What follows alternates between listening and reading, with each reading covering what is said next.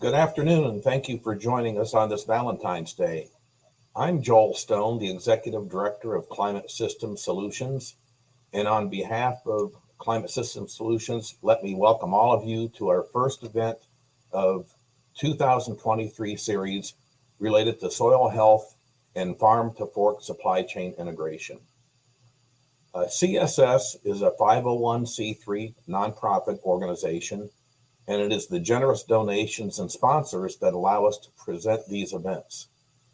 You might ask, what makes Climate System Solutions more relevant to your attention? Well, we're focused on the connections between soil health, human health, and climate restoration. Our approach is related to the convergence of regenerative agriculture with the supply chain issues connecting food security and supply. Our vision for CSS is to develop a collective of thought leaders into a hub with a common goal, innovative and thought-provoking discussions that lead to solutions that are actionable. For this first webinar, we have assembled thought leaders to discuss how investments, nutrition, farm deployment, and business can come together to effectively cooperate to offer effective solutions toward a transition to soil health and regenerative practices in agriculture. Our panel today was selected through our broad outreach, and I will acknowledge that our panel today does lack diversity, while it does offer a depth of expertise for this event. Let me now introduce Klaus Mager, the Director of Programs and Advocacy for CSS, who will be moderating today's event. Over to you, Klaus. Yeah, thank you, Joel. Appreciate the introduction here. We do have a very diverse panel today, which provides unique insights and perspective about different parts of the food industry. So in this discussion today, we wanted to look forward, and focus on the innovations phase of regeneration and see what is already underway. But to explain the assumptions shared by the panel and our shared focus on soil health to stabilize the changing climate, allow me to start with a few slides. So Jean-Luc, could you please start with my slides, the soil and water presentation? So the focus of our discussion today is outcome-based, forward-looking at solving issues that we're aware of. To ground ourselves, we wanted to share a few slides to explain the assumptions that we're working with. Soil health has become a focal point in climate change mitigation and adaptation and is the core principle of what is referred to as regenerative agriculture. The microbial life inside the soil is the foundation of organic life. It regulates the water cycle and stores 2 to 3 times more carbon than there is in the atmosphere. It supports plants using photosynthesis to pull carbon and nitrogen into the soil. A teaspoon of soil contains more microbes than there are people on the planet. However, industrial agriculture with tillage and chemicals has degraded the soil microbiome across millions of acres of farmland. Soil naturally holds water in relation to the amount of organic matter it contains. As the soil degrades, water drains from the land, no longer able to hold it. That is impacting the small water cycle. Scientists have documented entire regions drying out, considering the millions of acres of farmland in production. Besides holding capacity, soil health also has dramatic impacts on percolation rates, determining how much rainwater soaks into the ground, affecting flooding and how quickly it runs off, causing erosion. Desertification shifts rain patterns, decreasing rainfall on lower elevations and increasing it in higher elevations. This breaks the small water cycle and allows the more violent large water cycle to predominate, leading to more severe storms with flooding and associated damage. With each 1% increase in organic matter, the soil can hold an additional 20,000 gallons of water per acre. Considering that healthy soil can have a carbon content of 4 and plus %, these are significant volumes of water. With that in mind, what is then required to recarbonize the soil and regenerate the soil microbiome back to health? The recent storm in California showed a difference between healthy soil holding water and preventing runoff. So the 5 core principles of regenerative agriculture are minimize soil disturbance, meaning tilling, maximize crop diversity, keep the soil covered at all times, maintain living roots year-round, and integrate livestock so you get biomass onto the field. It improves soil health, it fosters biodiversity, it promotes economic resilience in farming communities. So the question then is, where do we go from here? Important to note that the planet is on overshoot, using 1.8 times the reproductive capacity of the planet. Yet the global population is expected to grow to 8.6 billion by 2030 and close to 10 billion by 2050. What that looks like is we see 90% of global fish stocks fished beyond their recovery rate, aquifers pumped beyond the recovery rate on a global level, plus the Earth has lost about 1/3 of its arable land already. So as we draw down the ecological capital of the planet with today's 8 billion people, we are at the same time increasing our demand on it, both with population growth and with the demand for higher value foods such as meat and dairy. Organic agriculture offers many benefits. It builds organic matter in the soil, it increases the quality and density of nutrients, it restores biodiversity, retains water and prevents runoff, and importantly, it buys the time needed to shift out of fossil fuels into clean energy. With good coordination and collaboration across the supply chain, the food system has the capacity to act much faster than the energy sector. The transition into a regenerative food system will deeply impact a $1 trillion global industry and will in fact be as impactful to the food system as is the transition to renewable energy. Food is the most basic of needs, and the food system, as it is conceived today, leaves millions of people disenfranchised. In the US, an estimated 24 million people live in food deserts with limited or no access to fresh products. Small and medium-sized farmers and producers have difficulty accessing markets and participating in the economy. Focusing on the repair of soil via regenerative practices brings a range of benefits. Now, as this graphic shows, it reduces the environmental impact using fewer chemical inputs, it increases farm profitability, it improves human health, sequesters carbon out of the atmosphere, and provides economic opportunity for local producers.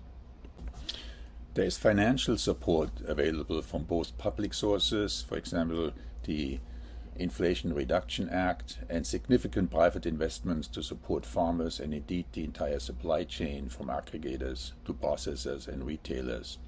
These investments have to transform this important sector of the economy to mitigate and adapt to a changing climate. It would be catastrophic if these funds were to be misallocated. Of equal importance is access to markets in partnership with companies who have shared objectives.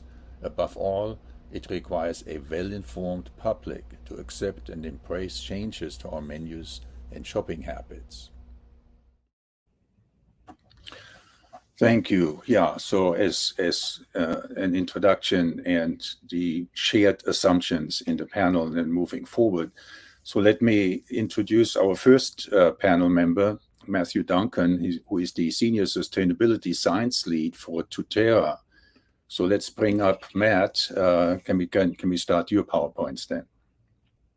Hi, my name is Matt Duncan. I'm the Senior Sustainability Science and Soil Health Lead for Tutera. Tutera is the sustainability arm of Land O'Lakes, and we offer sustainable soil health and carbon services to ag retailers and co-ops, farmers, and consumer products good companies. Today, I was going to visit a little bit with you about soil health and regenerative ag. We know that good land stewardship and regenerative practices produces agronomic, economic, and environmental benefits for the farmer as well as the greater environment. Now, some operations do hesitate to adopt significant regenerative practices because there can be an upfront cost to making that type of a change, and sometimes that becomes prohibitive for their farm business. But for those that have made the changes and stuck with them, there is increased profits and yield resilience. Here's a survey of 100 farm operations conducted by the Soil Health Institute that shows the benefits farms see after adoption of regenerative practices. Overall, they experience increased resilience to extreme weather, increased income and yields, as well as reduced operating costs. So with these results, why haven't all farms already shifted to regenerative ag? Well, there can be upfront costs to make changes, but more so, it can be very difficult to identify and quantify and understand the current soil health status. So there's dozens of ways we could measure to try to understand the soil health status of a field for each of these three components of soil health. And those components are the chemical, the physical, and the biological. And I've listed a handful of things you could analyze for, sample for, or test for in each of those categories. But that's by no means an exhaustive list. There's numerous other things that we could be looking at. But we need to identify a minimum suite of these that gives us the most meaningful and impactful data, because economically, there's really no way that anyone could afford to test for everything that could be tested for to try and quantify soil health. Not to mention, you'd end up with all kinds of data points and way too many to make sense of, and quite honestly would just create confusion, because a lot of these tests give you insights into the same component. For example, we don't need to run 3 different tests for things that tell us the same general information. We need to pick the one of those 3 that's most reliable, most economical, and most scalable, and still provides that insight that we need. So another challenge is interpreting the data. And so let's say we've got 2 fields, A and B, and we've got these 2 measures of aggregate stability and organic carbon across both. Now, if we would look at the lab values, as we're seeing here, the field average values in the orange bars, we would say these 2 fields are identical. So maybe we'd make the assumption that their soil health is the same. And that would be a poor assumption, because what we're missing with just raw lab results is the context. What's the ability of each of these fields to be at what level of soil health? How good could that aggregate stability, organic carbon, CO2 respiration, and other things actually get? And without the context, we don't really know what these values mean. But there is a way to add context. The shaded bars on the graphs here indicate the realistic range of potential values that can be expected for each location and measure. We can create these localized context bars by combining the soil characteristics data, climate information, and other available data to determine what that particular location's potential is and where the measured parameter sits within that range. For instance, we would not expect a sandy field in an arid climate to have the same soil health levels and capacity as a silty field in a humid temperate climate. Just like we don't expect all fields to have the same crop production capacity, we also don't expect all fields to have the same soil health capacity. So in the example shown, field A has far more room for improvement, and we should focus our efforts on that field. So once we've got the data and the scientific know-how to create those ranges, to create that context and scale for each of the measures that we've selected to try and evaluate our current soil health level, we can now understand not only what that level is currently, but which components need the most work, which things should we focus on for management improvements. This clears up a lot of the confusion, a lot of the hesitation, and a lot of the concerns that a lot of operations and farms have with making practice changes, because we're able to help them focus in on the areas that have the most likely potential for a return on that investment into regenerative ag. So to summarize, we know that adopting regenerative practices in the long run is very beneficial to the farm as well as the environment, but we also now understand that the science behind those decisions is very complex, can often create confusion, and if not understood properly, can cause expense to the operation that does not give them very much return in that investment.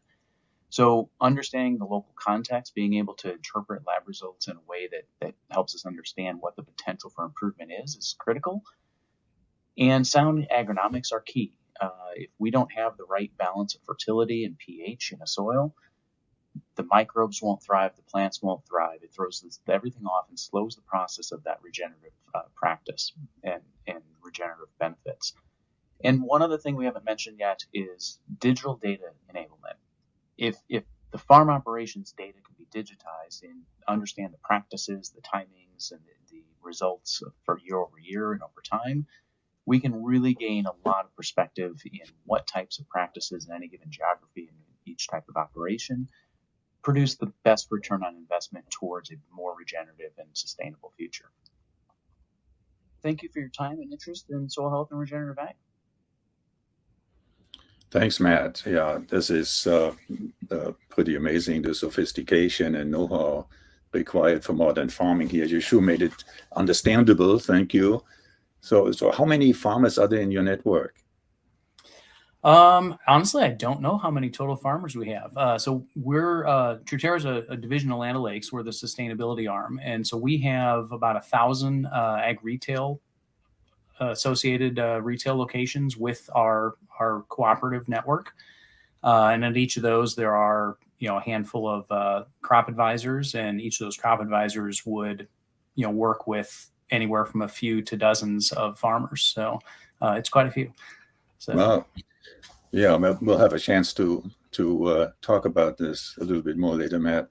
But let's go on to our farmer operator, Paul Overby, who now is running his own farm operation there. So, and we have each prepared, I should say, an overview and introduction, because each member of the panel has such a unique area of expertise and focus. So we wanted to give the audience an idea of what everyone is working on before we move into the Q&A phase. So Paul, why don't we start with your introduction then? Hello, my name is Paul Overby, and I'm looking forward to this afternoon's discussion.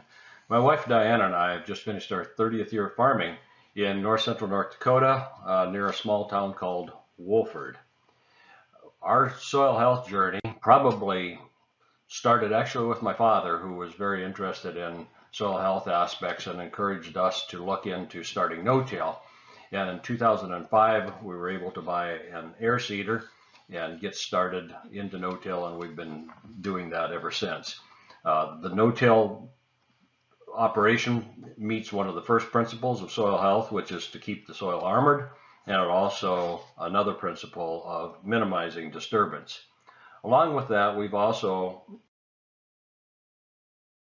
developed a very diverse crop rotation over the years, and each crop has its own ecological niche,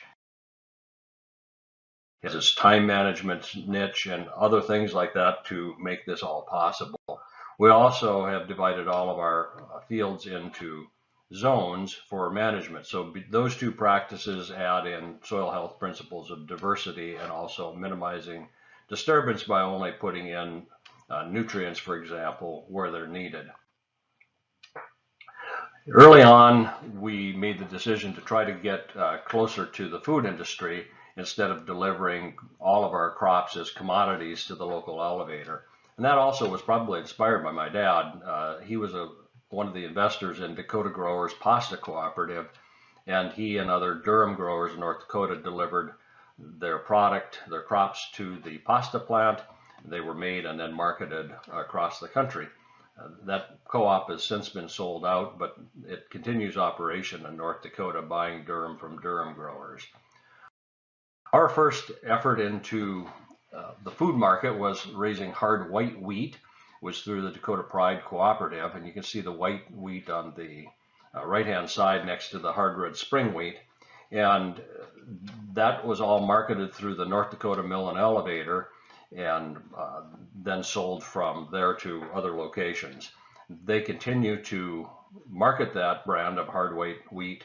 It's a whole grain wheat, but we've chosen to exit that market. We found the risk of raising the white wheat wasn't manageable for our operation. We have continued in raising several other crops that are in the IP or identity preserved market, such as Ohio Lake sunflowers and Ohio Lake canola. Both of these have healthier oil configurations than do commodity canolas. And we get small premiums for raising those crops. Another crop that we raise is yellow field peas. And this one we started raising as a commodity, and ADM approached us a few years ago about raising it as an IP crop for their high protein market that they were developing. And so that's what we do now, is sell that into the ADM's market. Again, we started raising oats in 2018, and then in 2019, General Mills announced that they wanted to have 1 million regenerative acres of land in North America. And so we joined their program as in the oats market. That was their focus in North Dakota and Manitoba and Saskatchewan, raising oats that ultimately ends up in products such as Cheerios. One of the things that General Mills brought to the table for us was a partnership with Understanding Ag. And so while there's a small premium for the oats, probably the biggest advantage we had was working with coaches who came out and helped us measure our fields. They did an intensive data study and really helped us learn what regenerative ag was all about. That was invaluable. Then in 2022, ADM approached us about raising flax for their brand new program called Noble Grown, where they're marketing flax seeds into a niche health food product, selling both the seed and the oil on Amazon. A friend in North Dakota has taken a different approach, and they direct market grains, particularly heritage grains raised on their farm, into the public, into bakeries, etc., as whole grains, as flour, and also as artisan pasta. So some of the ways that we've connected on our farm with the food industry then are in the IP market for sunflowers, canola, and field peas, all with a premium to them, but not specifically regenerative. On the other hand, the Cheerios or General Mills program and the ADM, those are specifically regenerative IP products. Another approach that we've used on our farm is to raise cover crops. This is part of an additional soil health principle of keeping a living root in the soil as long as possible. And of course, it adds diversity. And so we've been raising cover crops now for about 10 years. And it's a challenge, and they are expensive.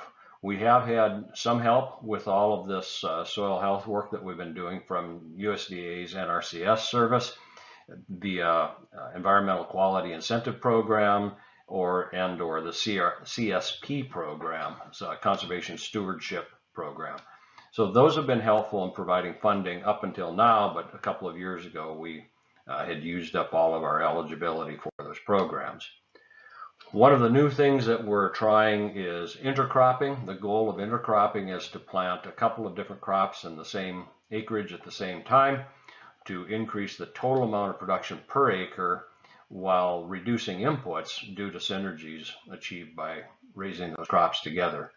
So for example, in 2020, we raised a pea-oat combination.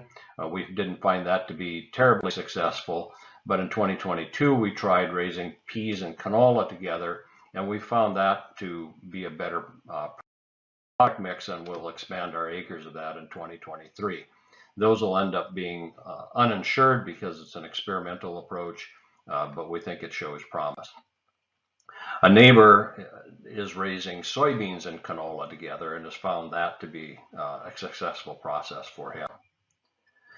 Another element of soil health that we're working on is interseeding cover crops into existing crops, such as this sunflower, attempt to increase pollination in the sunflower fields, and then cover crops into small grains such as these that are in oats. And again, these projects are now being funded by us directly. There's no outside support for them. Does all of that soil health have an impact? Certainly. At the beginning of this webinar, we talked about the impact on water quality, and there's an example of the difference between water runoff on a conventionally tilled field and in our adjacent no-tilled field, where all the water was absorbed and the only water we had was the runoff from the neighbor's field. Another aspect of soil health, of course, is the impact on storing carbon. And as the soil improves, carbon gets stored in the soil, and we've taken advantage of a program from Indigo Carbon to sell them carbon credits as a way to help us pay for and offset some of the costs of the soil health practices that we're working on. But it raises the question, where do we go from here? How can we gain support for farms like ours in the food marketplace, and how will support from the marketplace encourage my neighbors to adopt regenerative ag practices? I'm looking forward to this afternoon's discussion. Yeah, thank you, Paul. That's an amazing number of crops to keep track of. I don't know how you do it. How many acres are you operating? You're muted, Paul.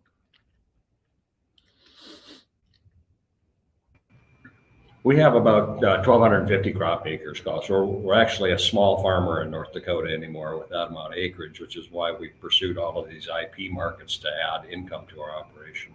Yeah, that's amazing. I think we'll have a lot of questions for you in the discussion part here. But let me move on now to Eric Jackson, who is the board chair of the Bionutrient Food Association. Eric also has prepared an overview. Why don't we dig right into your presentation then, Eric? Jean-Louis, could you put the slides up for Eric, please? Good afternoon. I'm glad you could join us for today's conversation. My name is Eric Jackson, and I am here today in my role as the board chair of the Bionutrient Food Association.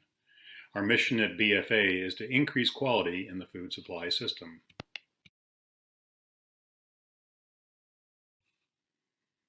For the past 12 years, BFA has dug deep into the questions around the nutrient density of foods. The first question we asked was, is there significant variability in nutrient content of similar foods, or is a carrot just a carrot just a carrot? It turns out that there is extraordinary variability in terms of nutrients such as minerals, phytonutrients, and secondary metabolites, the building blocks of health. And this is true across the 20 or so products we've already looked at so far. In some cases, these differences between two foods that look the same, such as 2 bunches of spinach, were 300 times higher in one than the other. Wheat, beef, blueberries, etc. all have astounding variability. So the next obvious question is why? What set of variables in terms of farming practices, genetics, soil type, tillage practices, ground covers, crop rotations, etc., could possibly be the drivers of this variability? Much of our current research is focused on trying to understand what set of variables have the biggest impacts on food quality and the soil in which it is grown. Our early findings strongly indicate that the practices which improve soil quality also improve crop quality. We are also trying to come up with a way to define nutrient density for each crop, one that is useful in communicating food quality, serving as a common language for both farmers and consumers, as well as the supply chain. So how did I come to be part of the dialogue today? Because we believe that food quality can become the biomarker for ecological outcomes, like soil health, water, nutrient, and carbon cycles, biodiversity, pollinator habitat, etc. Imagine the possibilities if a single indicator, crop nutrient density, could communicate not only crop quality, but all the environmental metrics which are critical to a healthy ecosystem. For example, we now know that grain-fed cattle have lower concentrations of important phytochemicals in their meat than pastured animals. Furthermore, we also know that an all-grass pasture is not as beneficial as a diverse multi-species pasture for important phytonutrients such as terpenols, phenols, carotenoids, and tocopherols. We also know that ecologically beneficial outcomes, such as soil health, water retention, organic carbon, microbiome diversity, are all positively correlated with the quantity of nutrients in the meat. Study after study have shown that, given the choice, consumers prioritize food quality for personal health over climate change and environmentally friendly. One of the problems with the current attempts to sell consumers on climate change and environmental benefits is that the average consumer just doesn't care that much.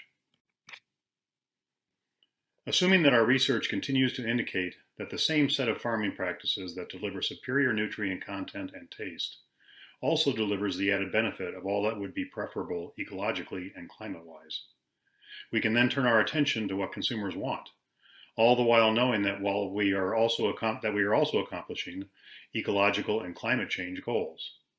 In the old business books, we used to call this a win-win. And let me conclude this introduction with an invitation to join our effort. We are always looking for partners, allies, and of course funding opportunities so that we can make our work go farther faster. As a nonprofit, we rely on the generosity of our supporters. Thank you.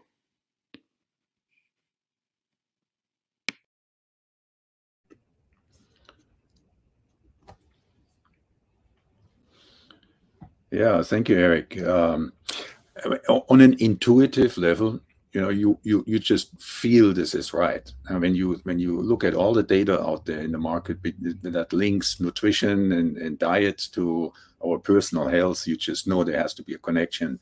And to understand that the health of the soil links directly with our own health is just, I think, a really powerful statement to make, and to demonstrate and prove that is just helpful.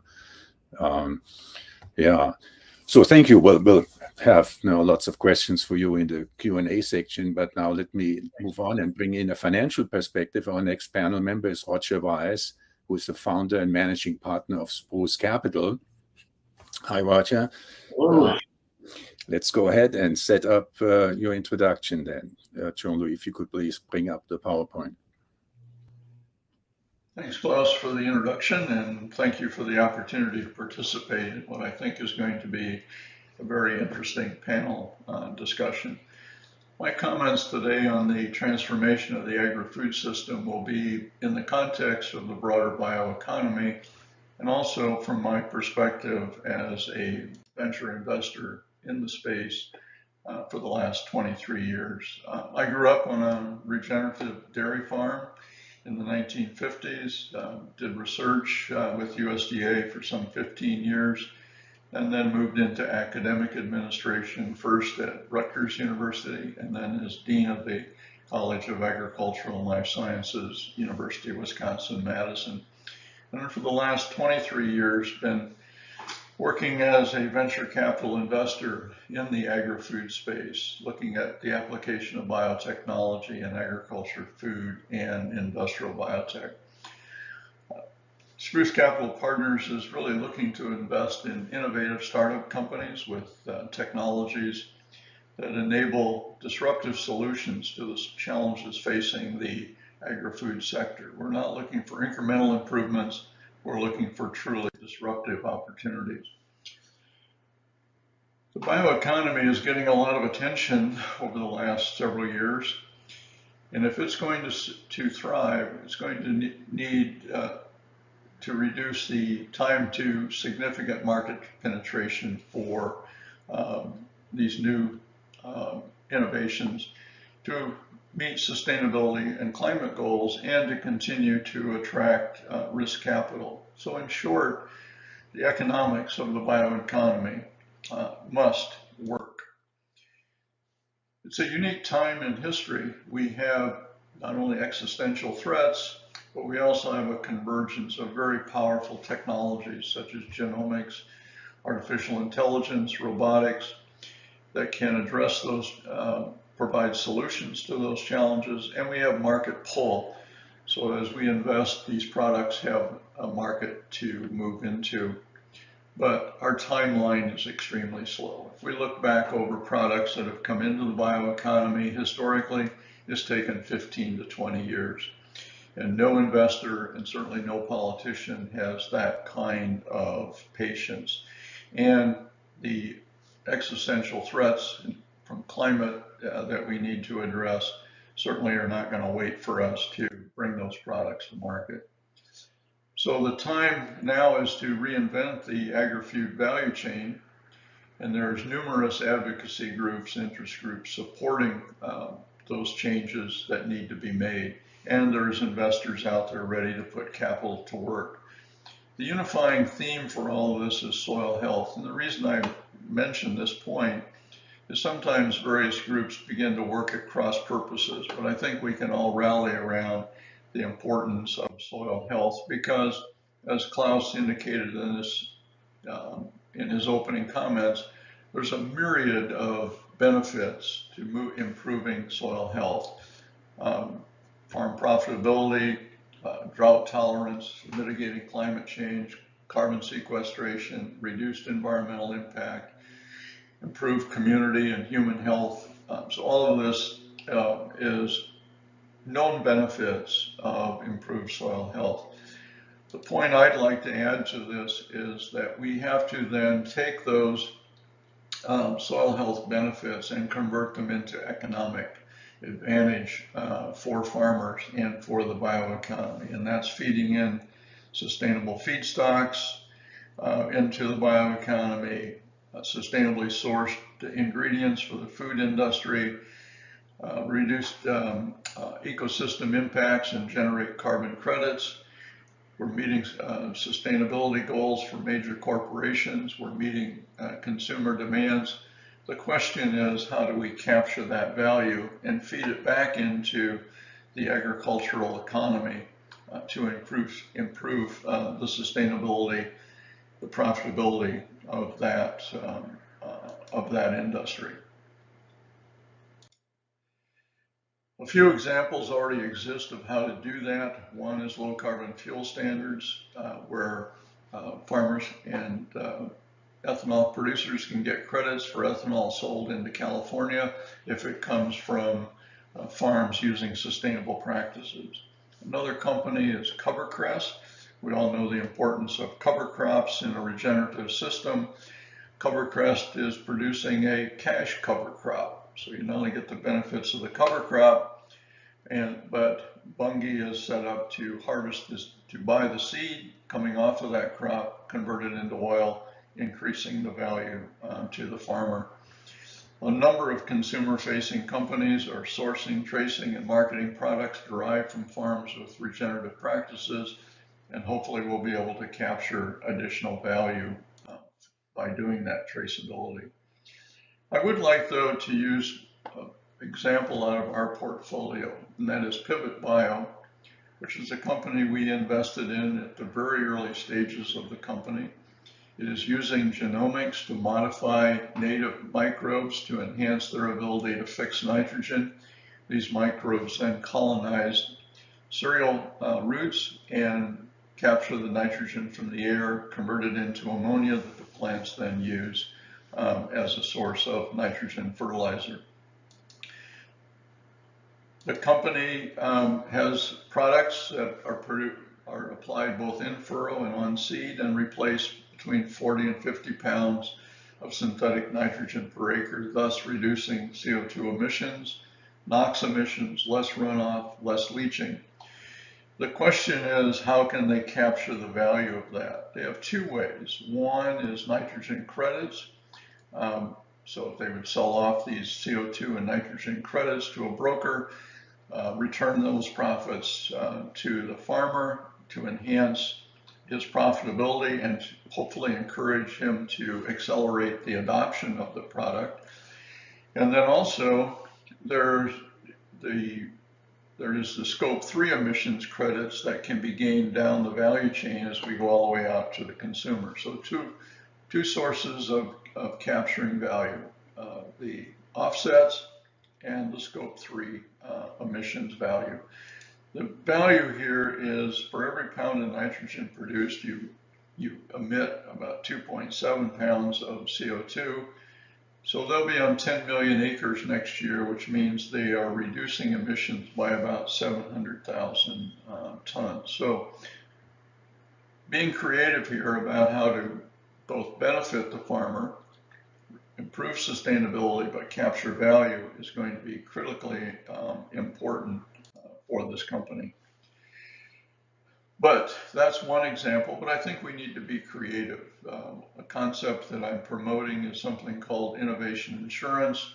Think of it as performance guarantees for new innovative products that come into the marketplace, trying to reduce adoption risk and accelerate market penetration.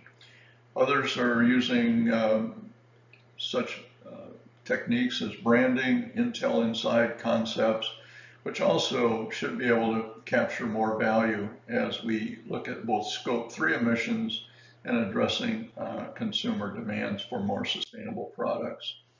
So those are a few of my thoughts, and I'll look forward to the conversation within the panel, and I look forward to any thoughts and comments you have about the concepts that I have presented. Thank you.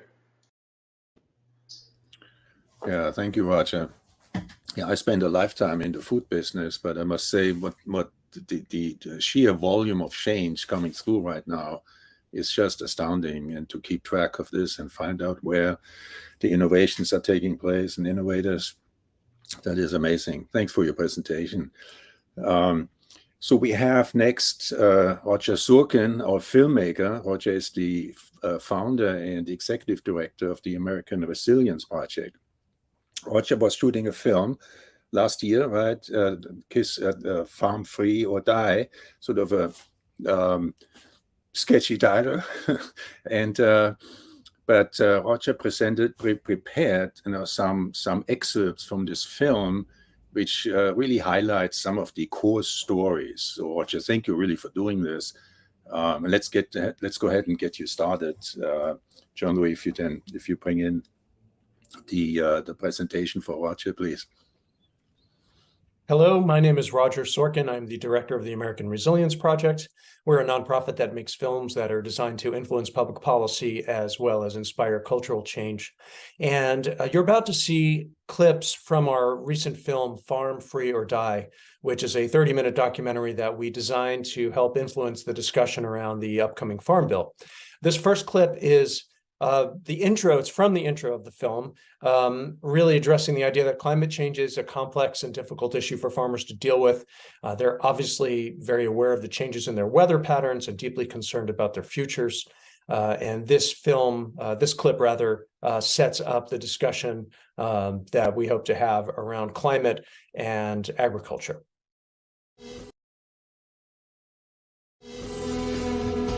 A lot of Americans don't realize just how tenuous our food supply is. We've got enough stress. We're worried about bugs, we're worried about the markets, we're worried about whether or not China's buying corn. But we can see the weather.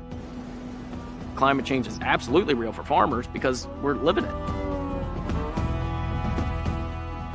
If we can improve our soils to where our soils are now a buffer for the extreme weather changes that we're seeing, we're going to see more stable yields.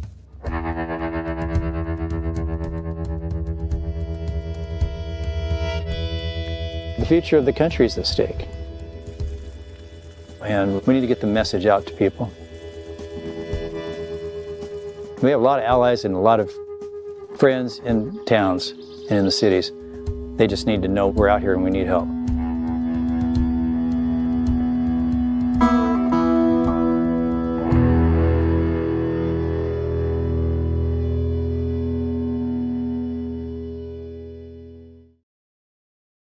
This next clip from Farm Free or Die has to do with the financial stress that farmers face. Adjusting and adapting their practices, such as no-till or the use of cover crops, requires different types of tools and equipment, and that creates financial stress. So even for farmers who are not transitioning, some of the costs are just prohibitive. There's quite a bit of overhead in farming, and we hope that as people begin to discuss the Farm Bill, they will understand that farmers need incentives to make the transition.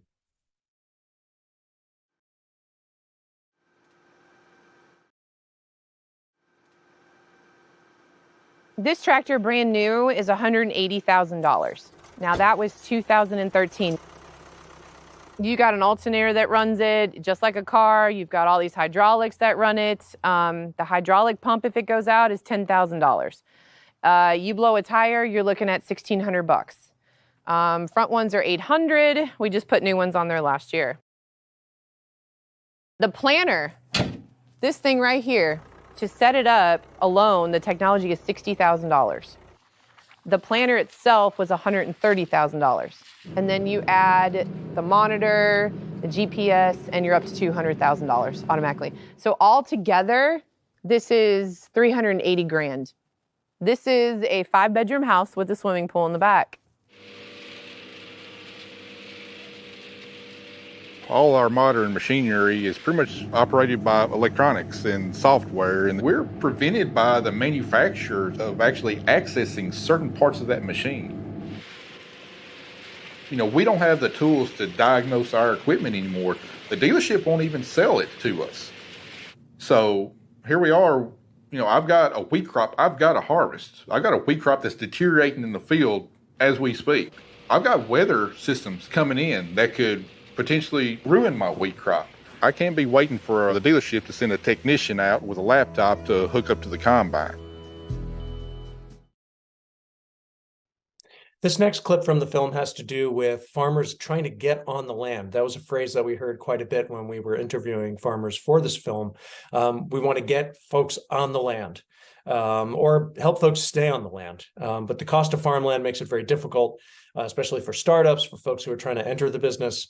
And we believe that the ownership issues of land have to be addressed.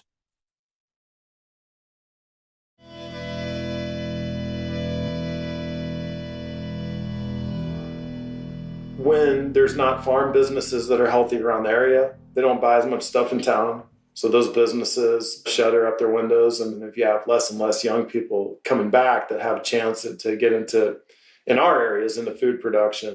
So what happens if young people have no direct route, no way to be able to purchase land and get on the land with a path to ownership?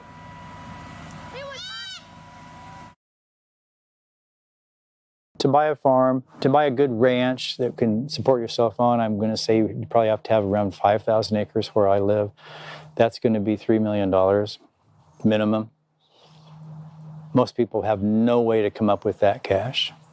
So the land is sold to a bigger entity, whether that be corporations from out of state or out of the country. There's a lot of discussion today about ownership of farmland. There are international parties that are trying to buy it. We see large companies that are coming and trying to buy it. There was a time when Made American truly meant that. But nowadays, we need to, I think, be very careful as to who we allow in as owners of our food-producing assets.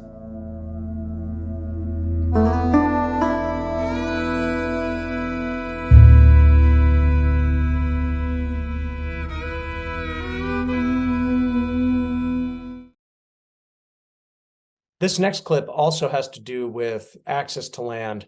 The majority of food produced around the world comes from smallholder farms, but even within that range, the options to buy land are limited.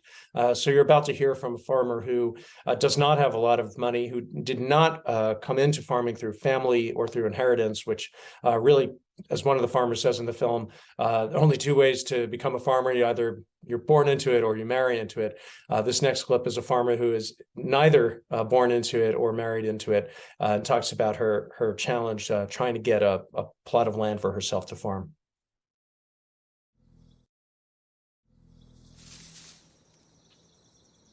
You know, this is an apple tree.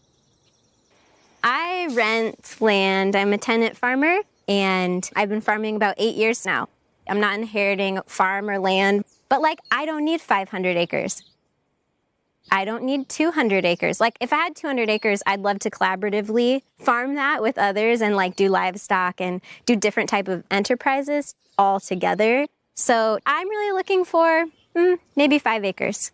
But I still can't afford to buy 5 acres right now. And when you get out into these rural communities, a lot of the dwellings and the places to live, they're gone. So to find 5, 10 acres or something like that with a house that you could live in with your family is really hard. This next clip from Farm Free or Die is a rancher in Nebraska talking about some of the issues with regards to labor. Worker participation in particular, we believe, would help solve some of the labor problems in farming by providing better incentives to attract a younger generation of farmers. And so this is, really a call for young farmers to get to know each other, to build a network. Geographically, that's challenging because in rural areas, there's not a lot of other people around. But this is one of those issues that's a challenge for farmers. And we hope that we can inspire people to join forces as laborers in this industry or in this field. We need to get serious about figuring out how to grow food on smaller acreages, because if you can grow food efficiently and effectively on smaller acreages, then you can transition either through leasing or purchasing smaller amounts at a time. The ownership structure of agriculture and food production needs to change. We need to have more ownership by workers and by people who are doing the physical labor.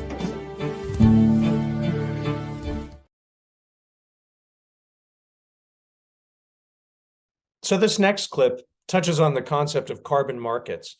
Carbon markets have promise. They're not fully functioning. And we're just really trying to raise this as a topic of conversation. We don't have much of a prescription in the film for how a carbon market should work. But we do have farmers saying that they would like for carbon to be their next cash crop. Some of the issues around commodity markets, crop insurance plans, and subsidies that lock farmers into what and how they can grow need to be examined, especially as we consider what's going to be written into the Farm Bill. Paying farmers for ecosystem services, we believe will help create those incentives to change over to regenerative practices. When we raise corn, soybeans, we're fairly dependent upon the Board of Trade to dictate the price.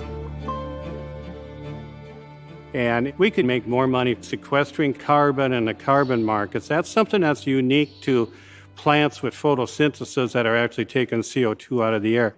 Well, this leads to a whole new business opportunity. We can capitalize on this so that our next cash crop is carbon farming.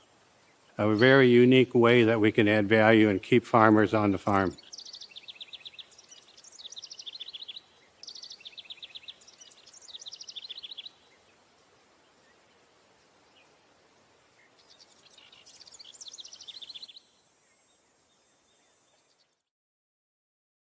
This next clip from the film comes from the Winnebago tribe of Nebraska, a tribal nation that struggles with food insecurity and access to fresh and nutrient-rich foods. And one thing they've been doing in recent years is actually transitioning their agriculture to regenerative practices, growing a lot of their own food. It's a good news story.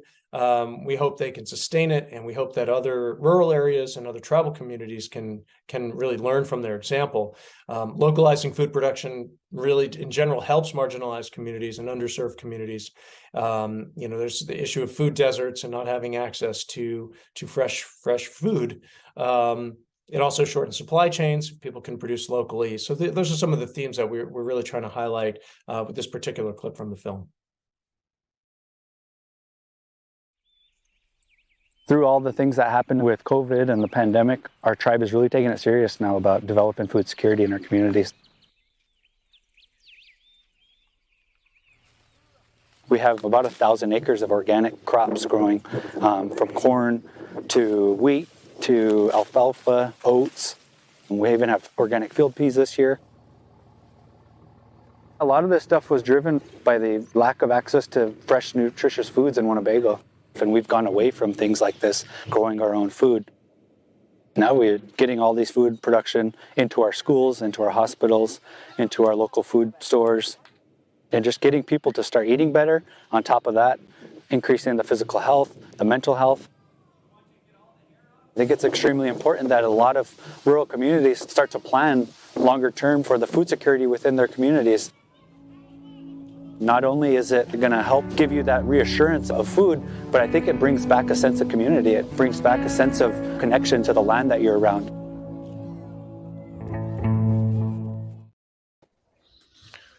Thank you, Roger. That was an amazing amount of information here, and I really appreciate how you sort of showed how diverse farming really is. I mean, what an enormous sector of the economy food really constitutes, and how many moving parts there are. So that was really helpful. Thank you. So we'll give you a chance later to tell us about your next project, but maybe we can bring in the panel now and engage in a discussion here. Thank you, first of all. I mean, everyone really amazing contributions there to your individual specialties there. It's just incredible how much science there is, in modern food production, and the complexity of it is just incredible. Matt, I would be interested to know a little bit more about your business model. We started touching on it briefly, but can you elaborate a little bit more how that works, Sure. How these farmers are engaged, and how you're building a supply chain also, linking to products. Yeah, so yeah, like I said, we are farmer owned, so that helps. It gives us a lot of good direct connection to the farm, the farmers, the fields, what's happening. We also have a retailer arm, so they supply products and services to those farmers. And then, so basically, what we do at Truterra is we help kind of make that connection between the ag retail and farmer network and the consumer product good companies. And so we have multiple types of programs, to help farmers understand what they could be doing to improve their practices from a soil health and regenerative ag perspective. Some of those are carbon programs. Some of them are what I showed in the slide deck there, more of a soil health assessment that kind of helps try to bring some of the complexity of the science and the site-specific nature of what we're trying to deal with here and give them that local field-by-field context to help them along. And then, of course, in that process, that's allowing us to kind of make sure that data is all organized in a nice clean way, so we can start we and they can start seeing their progress over time and can start measuring those improvements, whether it be through soil product or soil health measurements or productivity levels, profitability levels. That is something I do always try to remind people from an agricultural perspective. To be sustainable, there's environmentally sustainable, there's economically sustainable, and then there's production sustainability, right? We can't be perfectly environmentally sound and produce a quarter as much food. And we can't do either of those if the farmers go out of business in the process. So there is a balance that has to be made there. Now, Gary Wosinski asked a question about the cost benefit of regenerative practices, and I've heard repeatedly that there is actually a cost reduction for chemicals that are needed in the regenerative process. Is that correct? There definitely can be. Yeah, because by going to no-till, you do shift what your weed spectrum is. Tilling the ground, different weeds like that, compared to seeds that germinate in a no-till situation. But when you go to no-till, one, you're not re-bringing up those new seeds each year, because some seeds can last for decades and decades in the soil. And so every time you till, you potentially get a new flush, which then means you got to do something about it to preserve the crop potential. And so no-till can start to minimize some of that new flush. You also are then building the plant residue on the surface, which helps to kind of block some of that new germination. And then if you can start integrating cover crops or more crop species, say maybe you add winter wheat to your corn bean rotation in the Midwest, all of those things help to kind of they basically, you're out competing the weeds in a lot of those situations. So yeah, there's definitely ways to do that. There's also, in the long term, there's also just operational cost savings. If you used to till the ground and you don't anymore, that's a whole lot of diesel fuel you're not spending money on, not to mention wear and tear on equipment and things like that. So yeah, there's lots of benefits in the long run. Sometimes it takes a little while for people to start seeing that return on that investment. And that's honestly probably one of the biggest things to hold people up from making major practice changes, as the one video talked about equipment costs. For someone to go from a normal tillage practice to, let's say, strip till, you're talking $300,000 to $400,000 in equipment cost changes to make one practice change. It's a beneficial one. It's expensive on the front end. So right. All those things have to weigh into the decision process. Paul, you have a lot of experience with this. What comments do you have here? I'd echo a lot of what Matt said. Actually, I'm quite jealous. So it's taken a while. I like what Truterra is doing. I like their program, and because they're managing to put together the stuff I've spent the last 15 years kind of learning on my own, and so the farmers that enroll in that program are going to really benefit from it. All of those things. The one thing I'd like to add to it is this: regenerative farming, I believe, tends to reward labor and management more than just capital, and so we're out scouting our fields. That's something we do ourselves. We scout our fields. We're on the land. We're watching things. And when it comes to, say, an insect issue or a disease issue, the spray, no spray issue is something that we're intimately familiar with because we're there. We're watching it. And so that helps that whole process of inputs.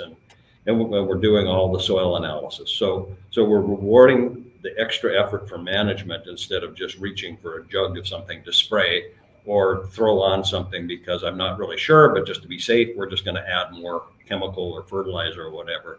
And we're being very intentional about every input we use or choose not to use. Yeah. So you made some comments about working directly with brands and processors. How common is that? And is there a network in place already where farmers can connect directly into markets with specialty crops or crops that are atypical, crops in rotation, things like that? I think we have an advantage in our region because we grow like 30 different crops. I've talked with my fellow farmers in places like Iowa where it's corn, soybean, and a lot of those specialty processors have quit being there because nobody's raising oats or nobody's raising winter wheat. Or, well, I guess they raise winter wheat in Iowa, but some of these other things like peas and things like that, they're just not raising them, so there's no processor buying them. And so it's a chicken and an egg thing, right? And also realize we push products on semis up to 150 miles just to deliver them where we're taking them. So we're changing where we're delivering our products to. Instead of just 15 miles to the local elevator, it goes on a semi and goes 150 miles before it gets delivered. One of the things that I think is needed is this kind of back to some of Roger's comments in terms of investment, and that is the blending of maybe cooperative capital, like Land O'Lakes or other co-ops like the Dakota Growers Group with private equity that can take some of these things and expand them. The big players, General Mills, ADM, those kind of companies are kind of dabbling in the regenerative market. They're seeing where it is. It's not organic, right? And so it's regenerative. And there's a couple of new labels coming out there's one of them called Regenified that should be announced sometime in the next couple of weeks. And then there's also Regen Verified that is expected to come out sometime this year. And that might change the dynamics in the marketplace in terms of food companies being able to add those labels to their package and more directly connect farmers to the consumer. So, Yeah, go ahead. Can I ask a question of my fellow panelists? It's really important to be credible. And so you can have your practice, but as these brands begin integrating your crop into their brand, I'd be interested in how, Paul and Matt, you're actually quantifying soil health or the benefits, or is it simply around practices? So it's more qualitative than quantitative. How are we making sure we're credible?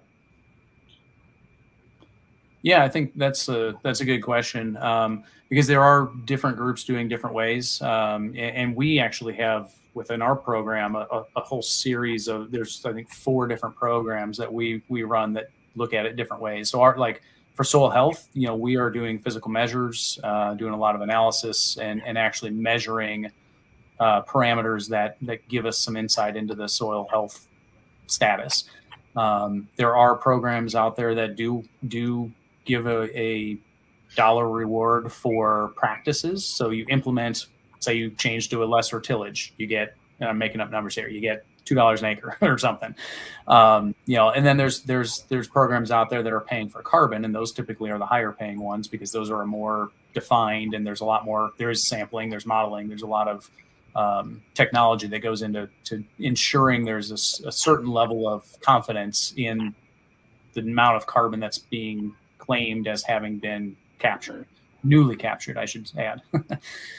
But yeah, so you're right. There's a wide mix in how people are doing that, and and that's one of the things I was kind of addressing there too. Is there's so many ways and things you can measure to try and quantify soil health, and it's a challenging thing to quantify into a singular value or a standard.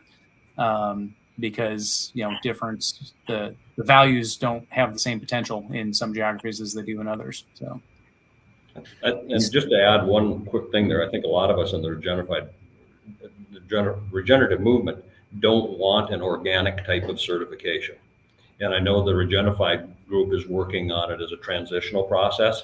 because it's a learning curve. And so it's going to capture people on a spectrum, but are moving towards a goal.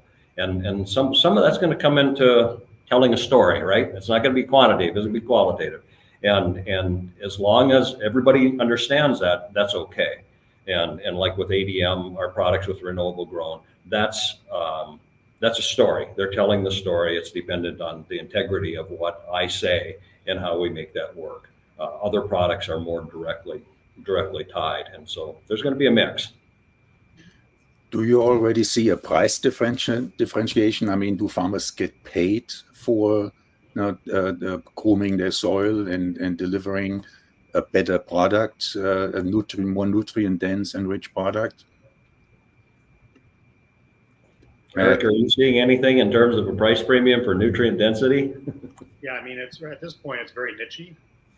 You know, there are certainly niche markets that appreciate not only the practices that were used in raising the crops, but then they also recognize that the crops test better for things that are human nutrition focused. You know, again, the things that I mentioned before, phytonutrients, secondary metabolites, mineral content.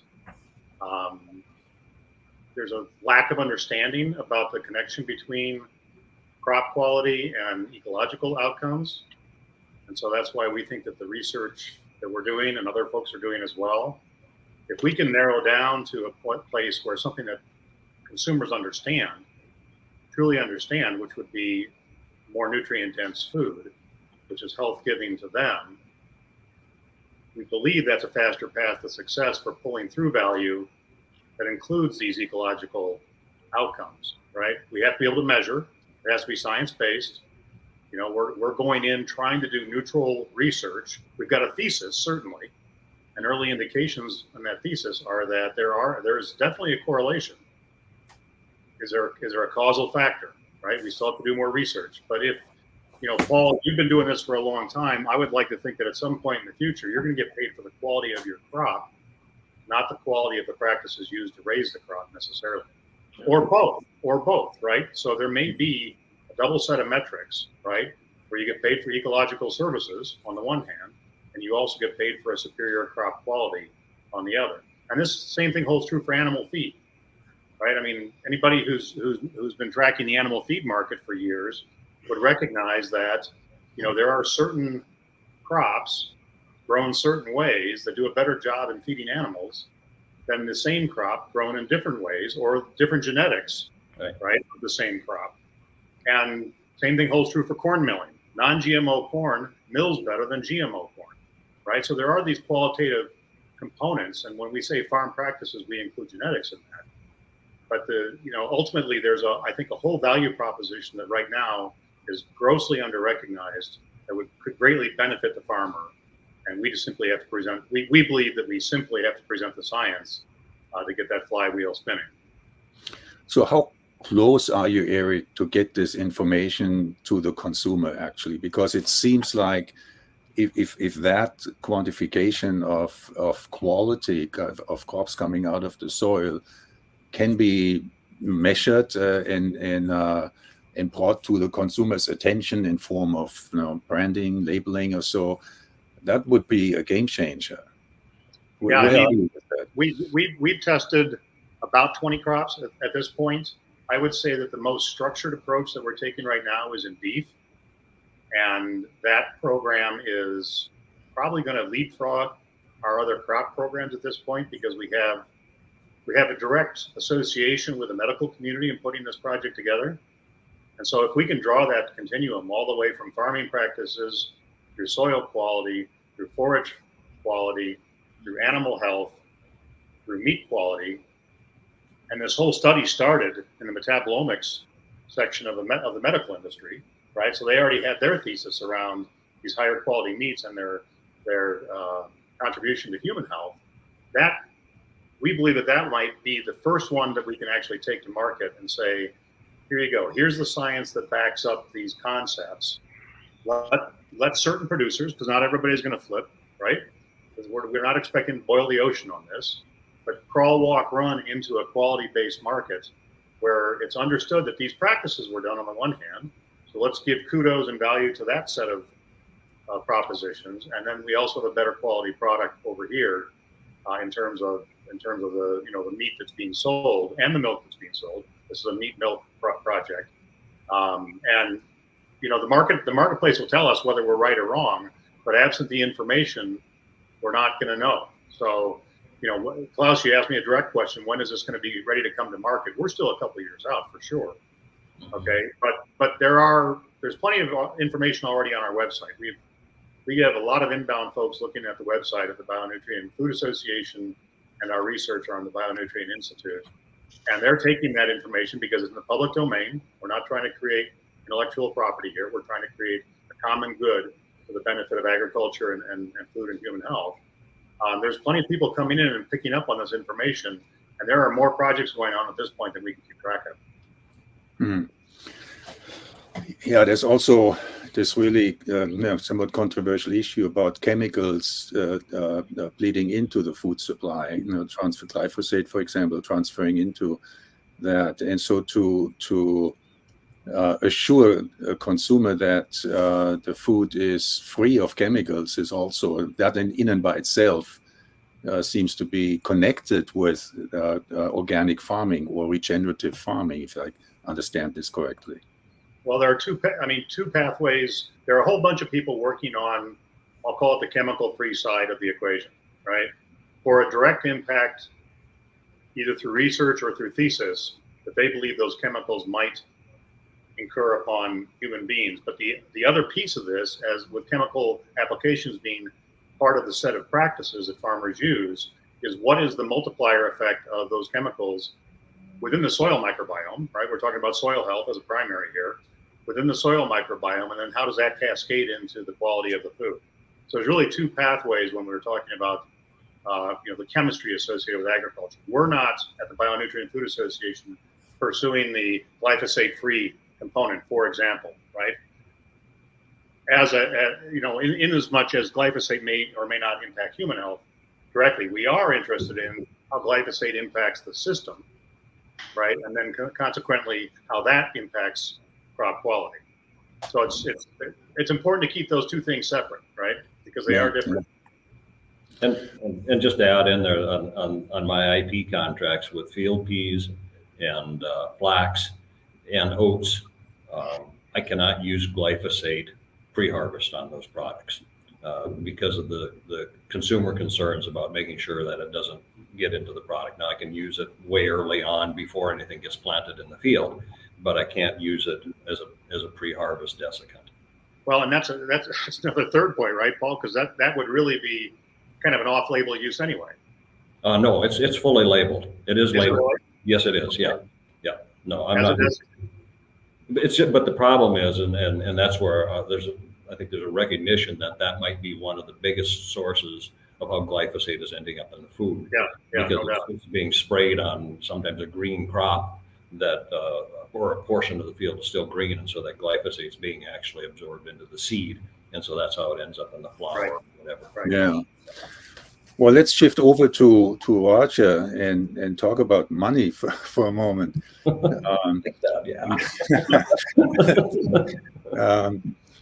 I mean, where are the levers as an investor, Roger? I mean, this is such an incredible challenge because on the one hand, you want to invest into key levers, but on the other hand, it seems like the industry wants to decentralize and regionalize into bioregions to deal more specifically with unique challenges based on types of soil and climate and access to water and all of those things. How do you approach this from an investment perspective, to get the data?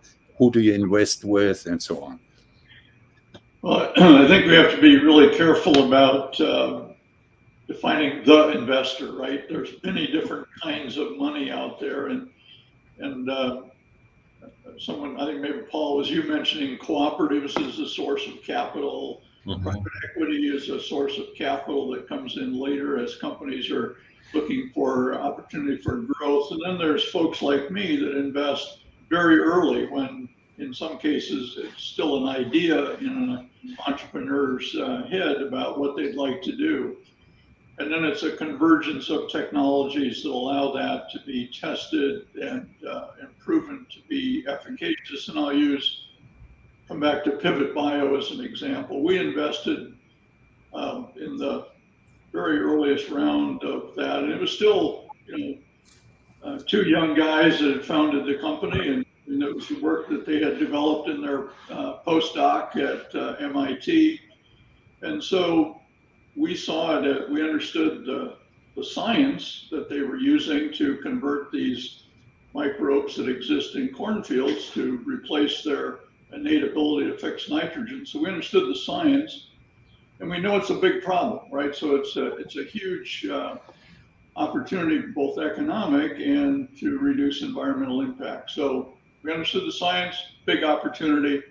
We'll invest and we'll try to help them build a successful company.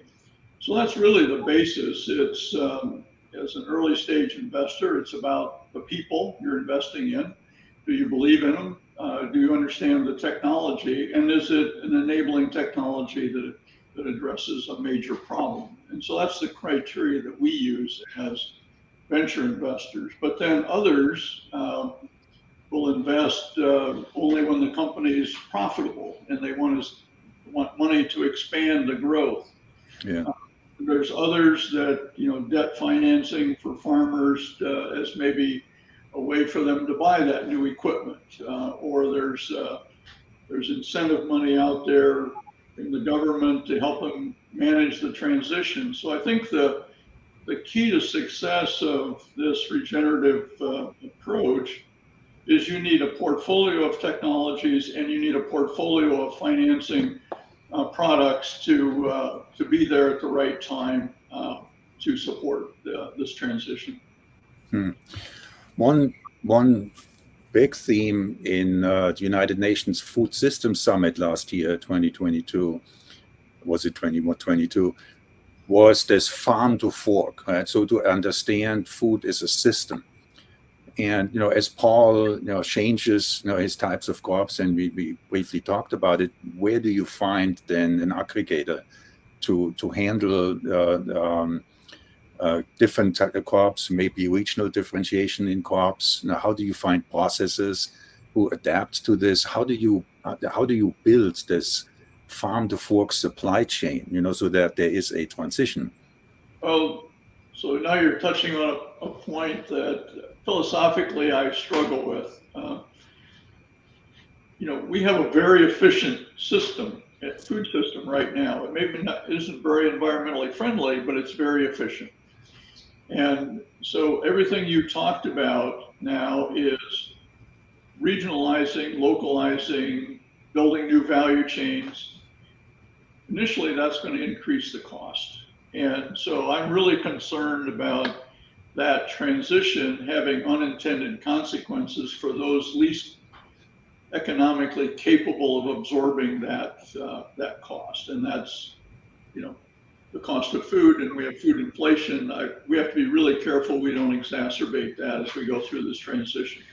So I struggle a little bit about how we manage it as a food system.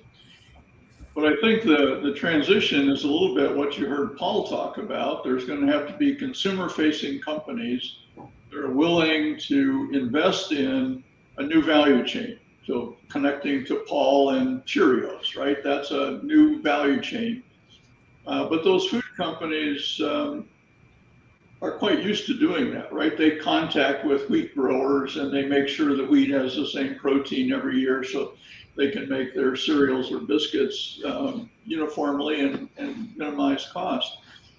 So we'll have to think more and more about how to do that, but it's going to happen, with little cooperatives relating to a consumer-facing company, and you have identity preservation and you try to capture some of that value. So it's going to happen. It's not going to happen quickly or broadly. It's going to be small opportunities continuing to show success. So I think the concern I have is the impact of this transition, both on the cost of the speed at which it happens, the cost to the consumer of the food, but also the fact that it's going to take a long time to make that transition because we have a really embedded system, and so it's going to take time, and that may not be consistent with some of the climate change and other pressures we see on the system. The needs, yeah. Eric, you have a comment? Yeah, just a crazy idea, and it's not going to necessarily shorten Roger's time horizon. But I think that the discussion we have about the costs are often very much contained or siloed in simply the agricultural discussion. If you take a look at the report that came out in 2021 from the Rockefeller Foundation about true cost accounting of food, the proposition was we spend about $1 trillion in the U.S. every year on food at the grocery and at the retail level, right? We spend another $2+ trillion every year mitigating the effects of agriculture, not only on the environment, but on human health, not just agriculture, but food as well, right? So in total, there's this very large amount of money that simply needs to be reallocated. If the healthcare system could contribute some, and if the environmental mitigation system could contribute some, if we could put both those systems not completely out of business, but if we could rebalance this to a primary source of the issues relative to creating cures once the problems have already occurred, we don't think that the overall system should cost any more. That reallocation, however, is quite tricky. So, Roger, I didn't solve your time problem with one. But I mean the vested interest in what you just said. Yeah, I mean, but Roger Sorkin pointed out in his movie that there are very productive smaller farmers who have a very difficult and interest in younger folks to wanting to do farming, but not able to get into it because there's not really a support structure for accelerating this development for smaller farms. I mean, we're talking like 5 or 10 acre farms, which are highly productive and typically multi-crop, integrated livestock, and all of those things. And so that hopefully is I mean, you talk about urban agriculture and rural agriculture now, where there may be opportunity to scale something, if we really put our minds to it. There's a lot of questions coming in about. Oh, I'm sorry, Matt. Go ahead. Well, I was just going to say, Klaus, I think some of that is going to hopefully be getting addressed here over the next 5 years with the USDA's Climate Smart grants. They funded up to about $3.5 billion worth of applied work throughout agriculture. And one of the required parameters for most all those projects to get funded was that they include underserved communities. And that could be underserved by farm size, like you're talking about, what I would call a smallhold farmer. It could be underserved by, ethnicity, by geography, urban islands, food islands, those types of things. And a lot of those projects that got funded do have that in as part of their component. So hopefully we're going to start seeing some motion in that area. Yeah, for many reasons, that seems to be a desirable focus here. We have a lot of questions coming in with livestock integration, and I have talked to a whole lot of farmers who don't want to touch it. But Paul, what is your take on livestock integration? Yeah, and so on our farm we do have livestock in a rotation system, pasture rotation system. We have not gotten back to what my father used to do, which is to post-harvest graze them, and that's something we would like to add to our regenerative practices. It's been in North Dakota in particular. It's the grazing season post-harvest is fairly short, and so investing in fencing and watering and things like that can be a barrier. Although we're seeing some people do it on the other side, planting winter wheats or cereal rye or something like that, and then using the grazing in the spring prior to, say, planting a soybean or a sunflower that's planted a little later in the season, so they get May grazing and add to their operation that way. It's still a work in process. It's definitely something people are interested in. And just, I mean, the regenerative grazing livestock people, one of the things that's frustrating for them, I know, is in the carbon markets, they aren't getting a lot of credits for additionality, which is too bad. And so I think some of the climate smart money that Matt mentioned needs to go to the livestock producers as a reward for a job well done, because there's significant difference between the capability of the land that's regeneratively grazed to contribute all of the things what we're talking about compared to livestock producers who don't understand how to properly graze their land.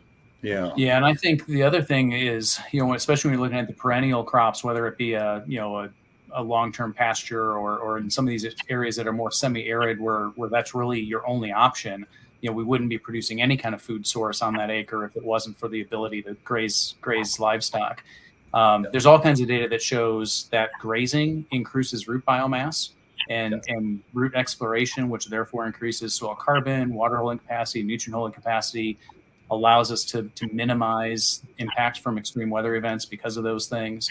So there's a lot of really good benefits to that integration of livestock. To your point, though, Paul, it's a management knowledge that you got to kind of acquire over time. That's locally driven based on what works, right? In your area, fall doesn't work great, and spring might be better, and others you might be able to graze, both or one or the other. But to all of these things, there is a bit of a learning curve, and it's all somewhat geographically specific in what works and what doesn't.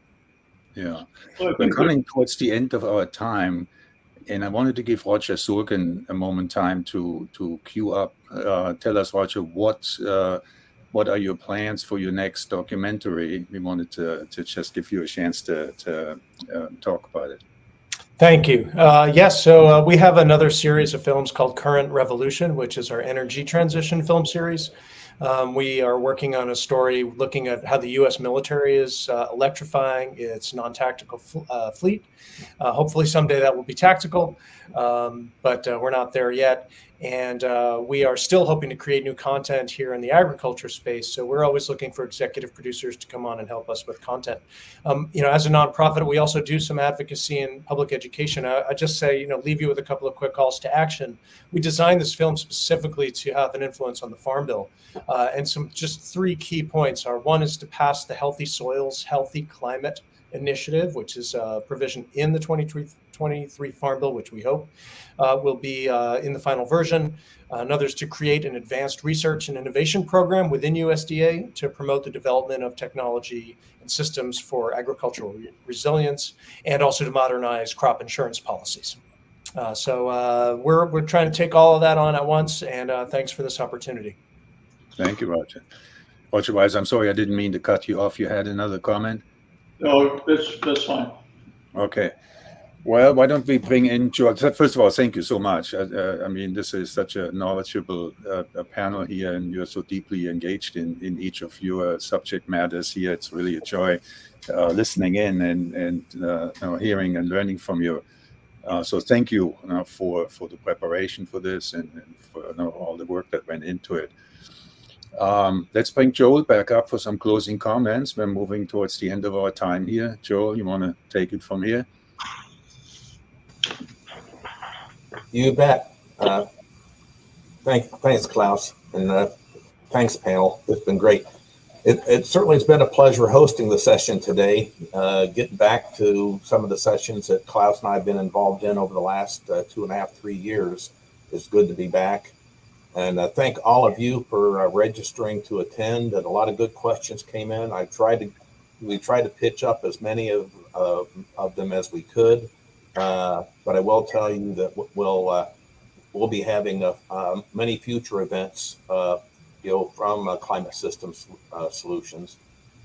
I would like to offer a really special thanks to the panelists, because putting together an event like this takes some quality time to get prepared for their presentations and just getting themselves up to speed to really talk about their thoughts and ideas regarding the transformation of regenerative practices. It's a big uphill climb that we're with, but as Roger said, there's a lot of things going on relative to soil, legislation related to soil health, and of course the Farm Act coming up. For the latest news regarding Climate System Solutions and our events, the easiest way to follow newsworthy items and follow what we're up to is on our LinkedIn page. I'd invite all of you to become followers of our LinkedIn page. You can also visit our website, climatesystemsolutions.org. and we're continuing to add more information onto that site, and we'll have in the near future have a listing of what the dates will likely be for future events. There will be many. Like I say, this is one of many. And again, thank all of you for taking the time today to join us for the event, and hope that for the balance of the day you have an enjoyable Valentine's Day as well. That's so again, right. Thank Happy you all. Valentine's. Thanks for moderating, Klaus, and thanks, panel. Really appreciate it. Thank you. Thank you.